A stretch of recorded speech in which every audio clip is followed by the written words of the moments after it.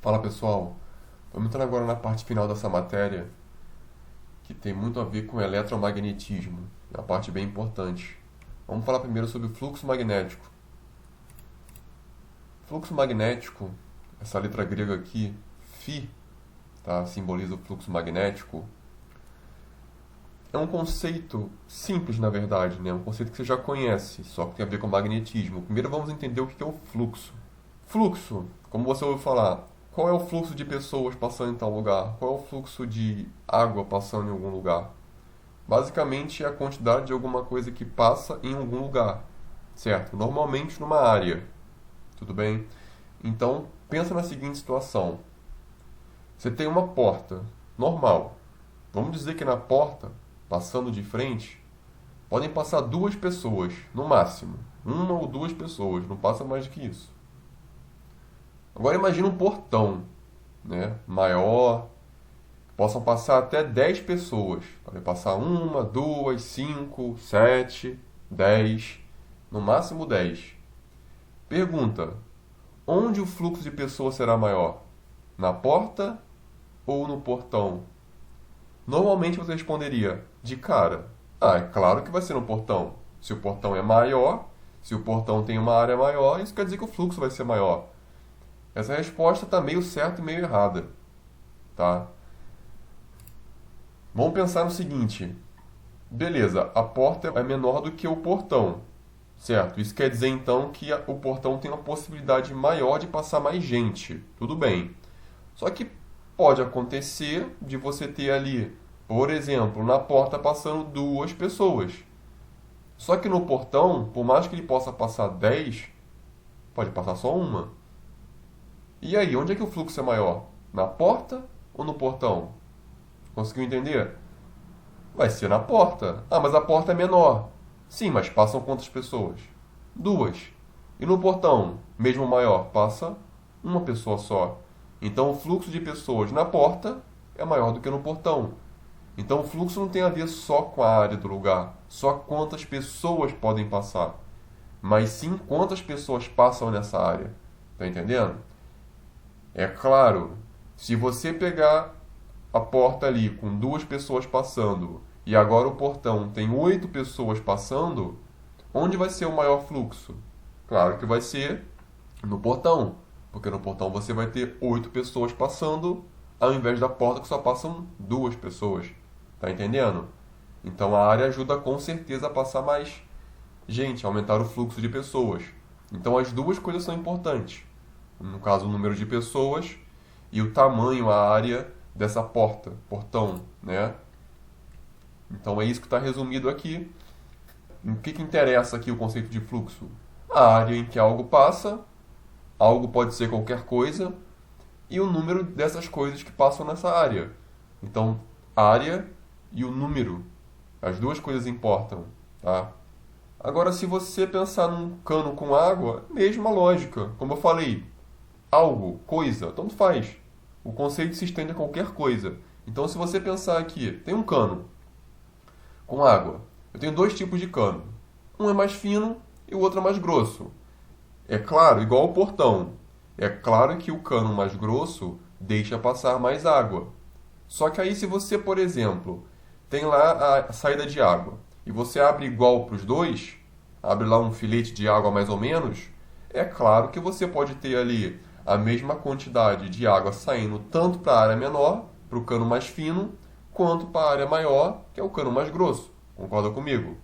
Então não adianta muito você ter um cano mais grosso, porque no final vai sair a mesma quantidade de água. Ou seja, o fluxo vai ser igual, tanto no cano fino quanto no cano grosso. Certo? Agora, se você aumenta o máximo da capacidade ali, da abertura de água, da saída de água ali, como o cano mais grosso é mais grosso, tem uma área maior, é claro que eu espero que ele deixe passar muito mais água. Aí sim, o fluxo de água no cano grosso vai ser maior do que o fluxo no cano fino. Entendeu? Porque você vai ter mais água passando no cano mais grosso. Né? Além do cano já ser mais grosso, passa mais água. O fluxo vai ser maior. Quando a gente fala do fluxo magnético, novamente, simbolizado pela letra grega Φ, tá? Você geralmente escreve PHI, enfim, e se lê Φ, então fluxo magnético Φ nada mais é do que o fluxo. Só que ao invés de ter pessoa, água ou qualquer coisa, você vai ter o que? Linhas de campo magnético. Lembra que quando você tem um ímã, o que você tem ali ao redor do ímã? Lembra daquelas linhas de campo que vão do norte em direção ao sul? Então, são as linhas de campo. É o campo magnético ao redor do ímã. Lembra também que quando você estuda ali o campo magnético em fios, espiras, bobinas, o que você tem quando a corrente elétrica passa?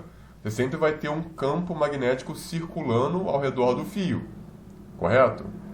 Mesma coisa, então tem linhas de campo. Então quando a gente fala de fluxo de campo magnético, o que a gente quer dizer? É que as linhas de campo magnético passam em algum lugar, passam em alguma área. Tá? Ao invés de você falar de pessoas ou de água, você está falando das linhas de campo, daquelas coisas que estão indo, por exemplo, do norte em direção ao sul. Você pode ter um ímã em que isso é muito intenso, que você tem várias linhas de campo indo do norte para o sul, ou um ímã mais fraco, em que você tem ali uma quantidade menor, um alcance menor, uma distância menor, em que elas chegam e o fluxo é menorzinho. Tá? Então não tem muito mistério. O conceito de fluxo ele é meio que universal, então não tem muito por que ter dificuldade em relação a isso, tá? Agora vamos entender a parte que vai fazer a gente conseguir calcular isso. O cálculo em si é muito fácil. Você vai olhar o cálculo ali, você vai ver como é simples, como é bobo de fazer. O cálculo em si é fácil. Mas vamos entender o que está por trás do cálculo, tá? O conceito, que a gente vai usar depois desse conceito de fluxo magnético para falar de outra coisa. Ele é a base para você entender o que vem adiante, que é a parte talvez mais importante ali que você vai ter no eletromagnetismo, tá? Vamos lá. Eu tenho aqui 3 figuras para vocês. 3 figuras. É como se fosse um fio, tá? Pega um fio, né? Pega esse fio e faz um corte nele. O que você vai ver do fio se você fizer um corte nele? Você vai ver uma área, certo? É basicamente isso.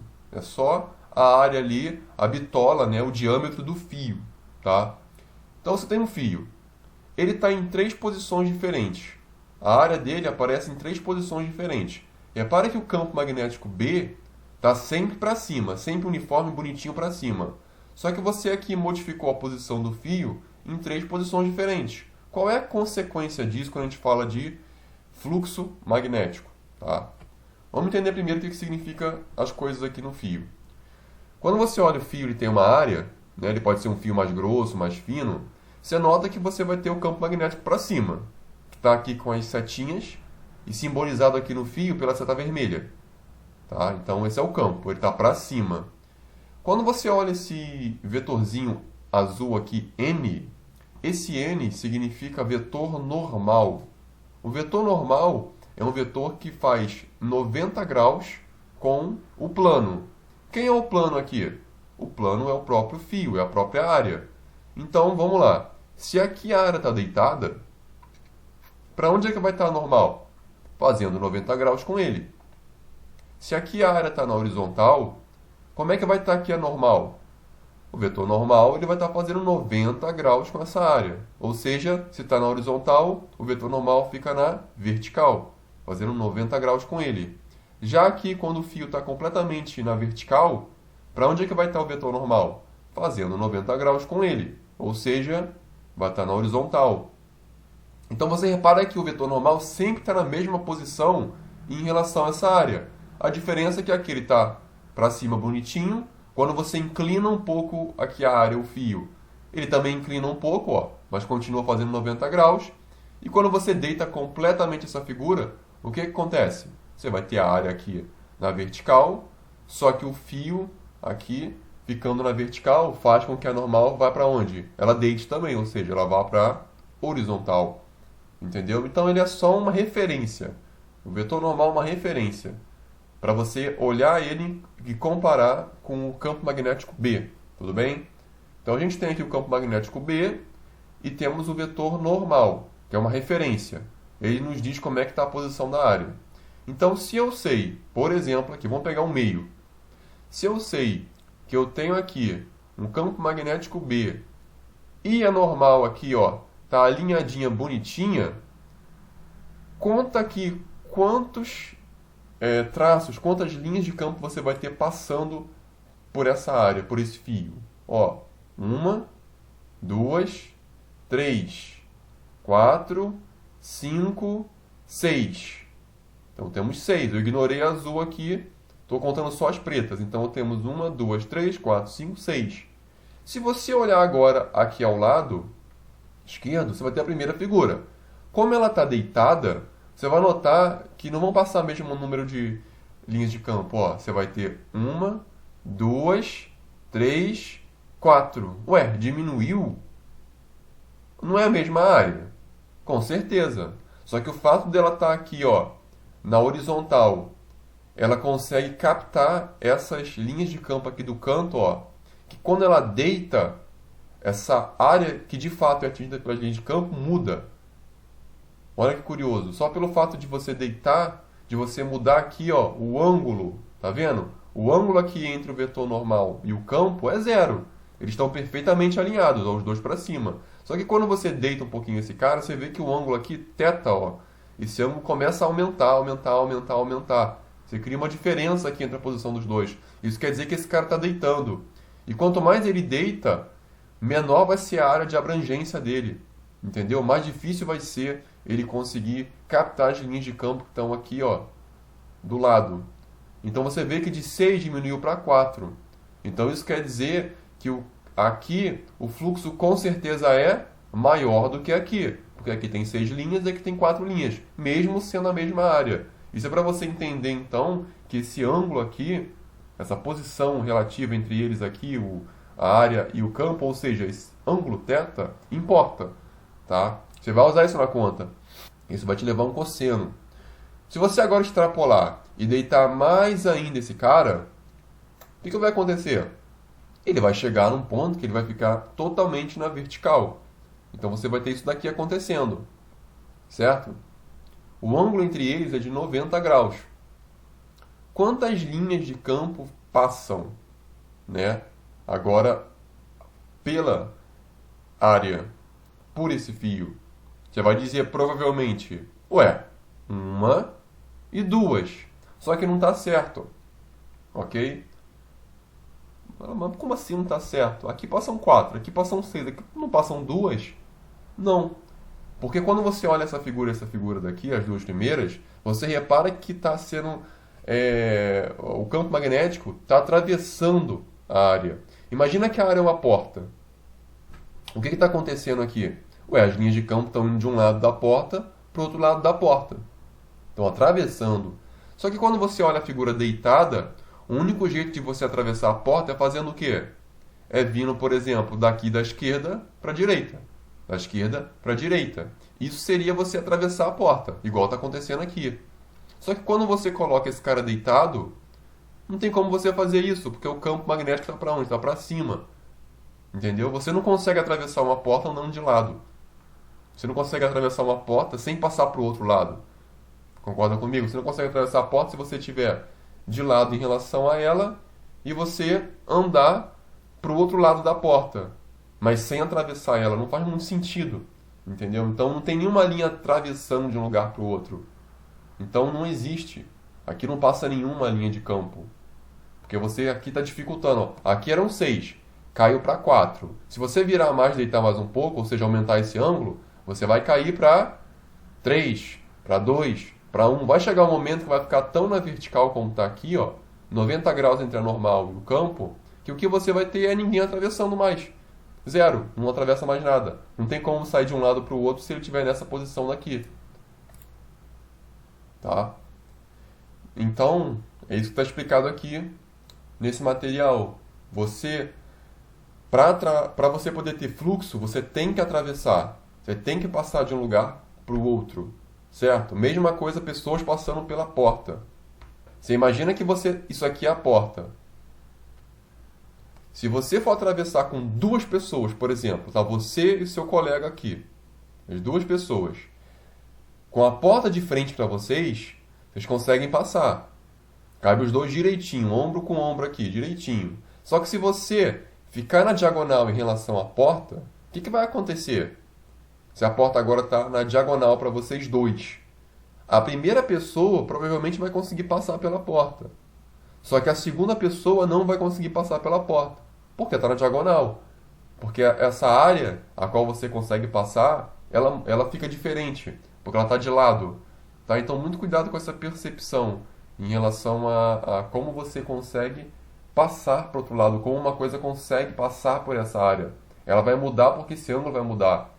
Pode fazer o teste. Se você fizer o teste com alguém do seu lado, você vai ver que você não vai conseguir passar com duas pessoas por uma porta.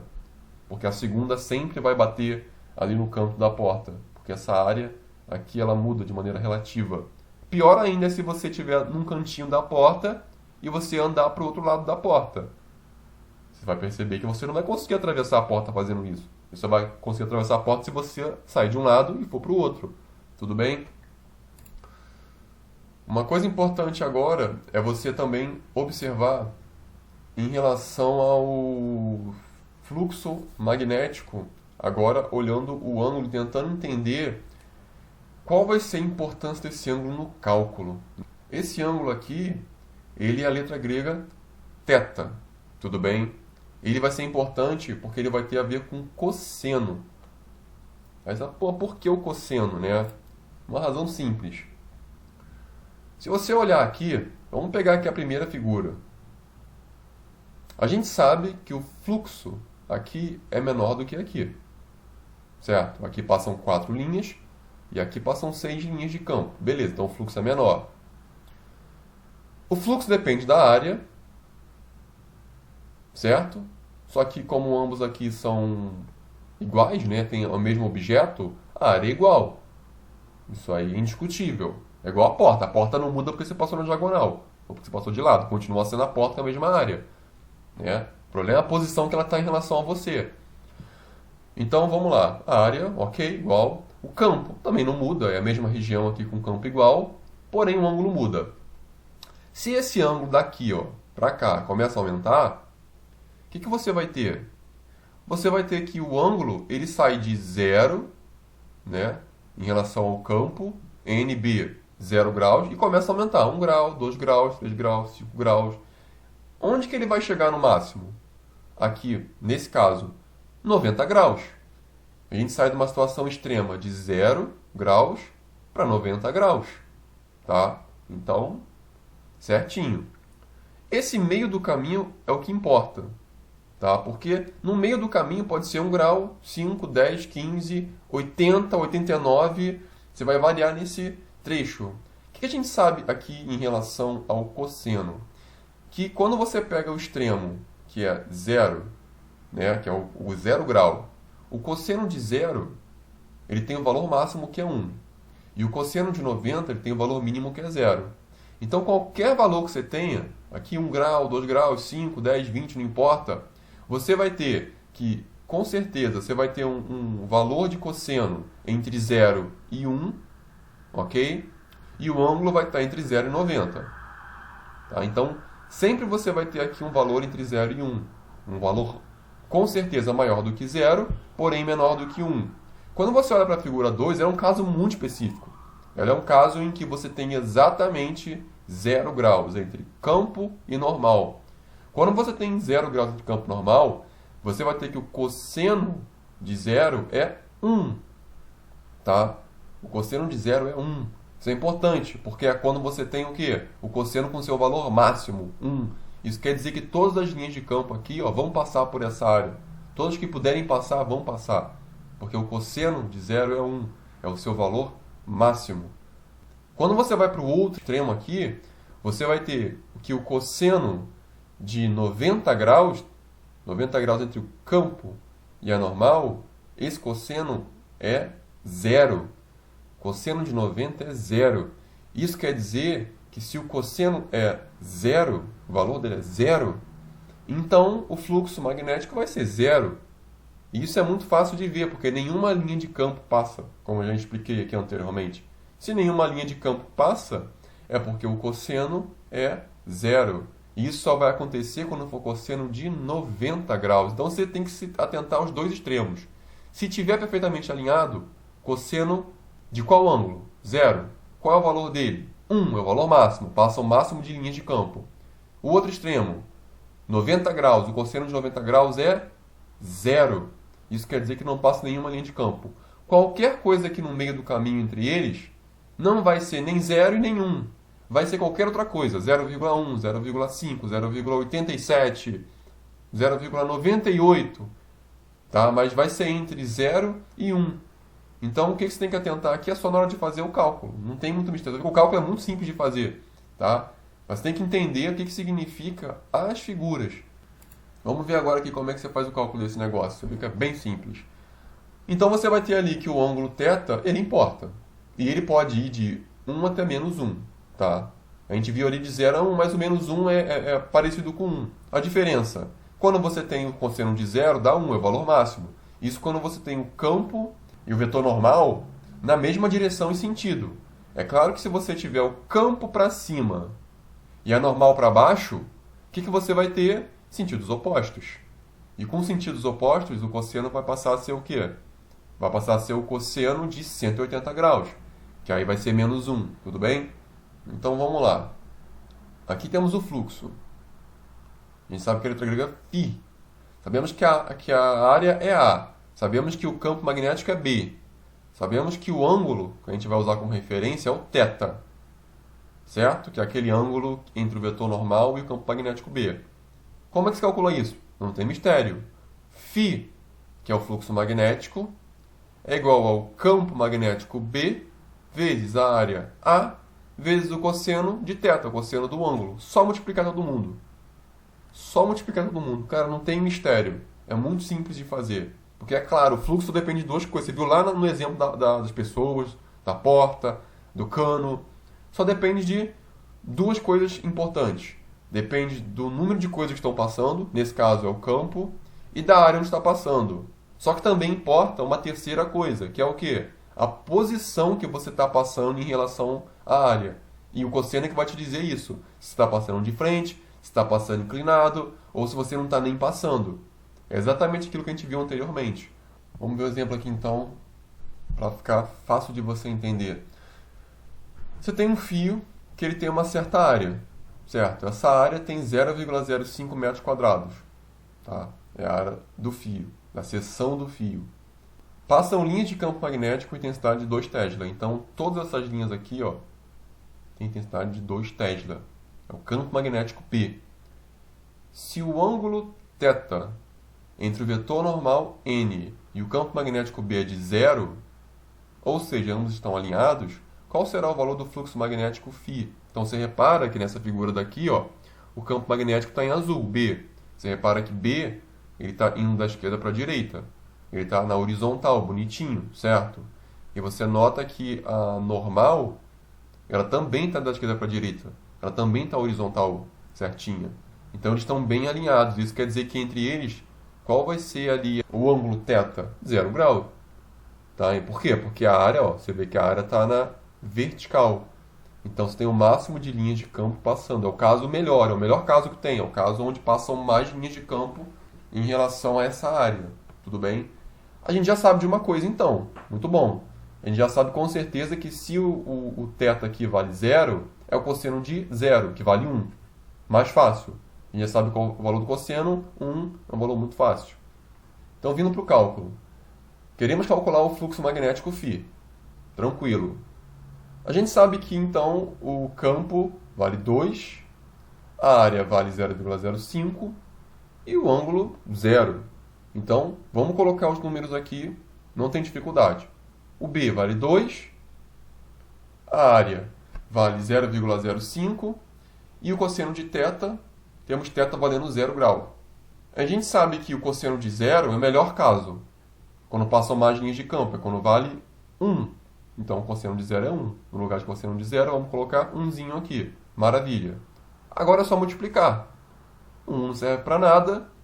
2 vezes 0,05 dá 0,1 WB. WB significa Weber, tá? Então, 0,1 Weber, que é uma homenagem a Wilhelm Eduard Weber, que foi um físico alemão do século XIX, tá? Um dos inventores do telégrafo. Você vê que o cálculo, você nem acredita, né? Que o cálculo, na verdade, foi uma multiplicação boba. Porque é só isso mesmo. O importante é você entender o conceito do fluxo. O cálculo em si não tem nada demais. Então vamos para um exemplo que vai mudar só uma coisa. Se você observar aqui, o que vai mudar, na prática, é que antes você tinha um fio que estava na vertical bonitinho, passando o máximo de linhas de campo magnético, e agora o fio está deitadinho. Ó. Isso quer dizer que vão passar menos linhas de campo magnético, o fluxo vai ser menor. Então vamos observar aqui. Agora a gente tem um fio que a área é de 0,03 metros quadrados. Passa um campo magnético B, né, de 3 teslas. Entre o vetor normal N e o campo magnético B, o ângulo é de 60 graus. Θ vale 60 graus. Θ não vale mais zero. Que a gente sabe que o cosseno de zero é 1. Agora mudou. Agora está dizendo que por estar deitado, o ângulo aqui entre a normal e o campo magnético B não é mais zero. Ele passou a ser 60. Tudo bem, mas qual é o fluxo magnético φ? O que muda isso ali na conta? Vamos ver fazendo a conta. Primeira coisa que você tem que saber. Claro, matemática e física, sempre que tiver ângulo, seno, cosseno, tangente, é inevitável. É muito comum que você vai ter o quê? Além de seno, cosseno, de 0, de 90, 180, aqueles bem clássicos, você também vai ter aqueles intermediários, que você faz justamente o quê? A tabelinha. É importante você, então, ter aqui essa tabela trigonométrica. Então, ó, cosseno de 60. A gente já sabe disso. Você vai ter que usar o cosseno de 60.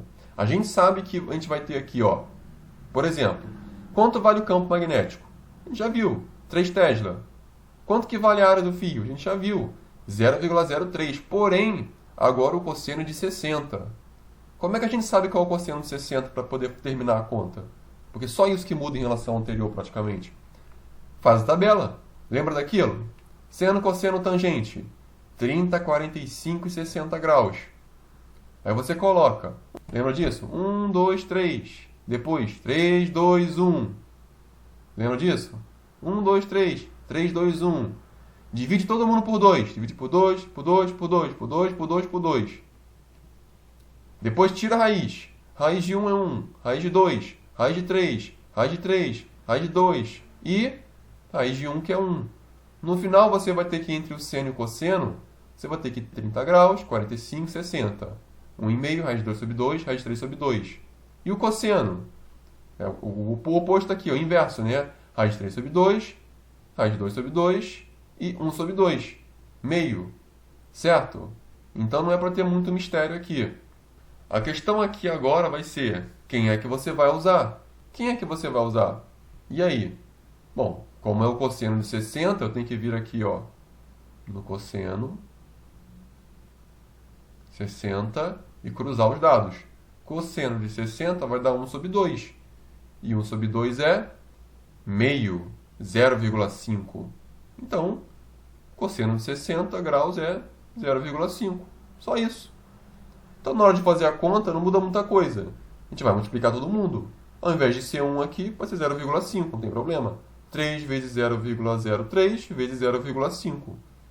Isso, se você multiplicar, vai dar 0,045 Weber. A resposta pode estar assim, ou pode estar de outra forma, como em notação científica, que nada mais é do que você olhar, bem, aqui eu tenho duas casas decimais, certo? Isso quer dizer que eu posso tomar o lugar delas aqui, ó, passando 4 para cá. Então, se eu andar com 4, ó, 1, 2, duas casas para trás, o 4 vem para cá e o 5 vem para cá. Eu passo a ter 4,5. Como aqui foram duas casas roubadas, eu posso simbolizar elas pelo 10 a menos 2. Então, eu posso escrever tanto 0,045 Weber, como 4,5 vezes 10 a menos 2. O segundo caso é o mais ajeitadinho, notação científica. Mas o primeiro também não está errado. Tudo bem? Então é basicamente isso. Você vê que o cálculo em si é extremamente bobo. Tá? Isso é só basicamente a base para a próxima aula que a gente vai precisar do fluxo magnético. Tudo bem? Então estude aí. Boa sorte.